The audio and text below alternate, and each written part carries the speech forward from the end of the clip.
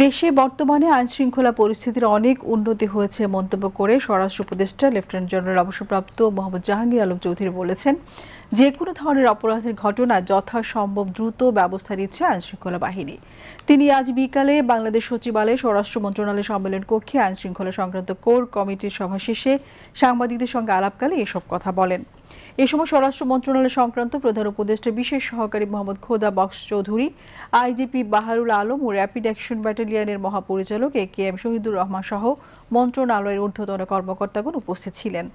সম্প্রতি ঘটে যাওয়া কুমিল্লার মুরাদনগর ও পটুয়াখালীর ঘটনায় আইনশৃঙ্খলা বাহিনীর ভূমিকা প্রশংসনীয় উল্লেখ করে উপদেষ্টা বলেন, এ বিষয়ে আইনশৃঙ্খলা বাহিনী দ্রুততম সময়ের মধ্যে প্রয়োজনীয় ব্যবস্থা নিয়েছে এবং অপরাধীদের গ্রেফতার করতে সক্ষম হয়েছে।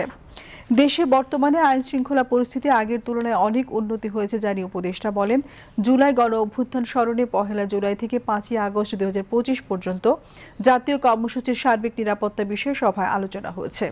তিনি বিভিন্ন রাজনৈতিক দল ও সামাজিক সংগঠন এই উপলক্ষে বিভিন্ন অনুষ্ঠান ও কর্মসূচি উদযাপন করবে উল্লেখ করে বলেন, এসব অনুষ্ঠানে সাধারণ মানুষ যাতে স্বতঃস্ফূর্ত, নিরাপদ ও নির্বিঘ্নে অংশগ্রহণ করতে পারে সেই ব্যাপারে সার্বিক প্রস্তুতি নেওয়া হয়েছে।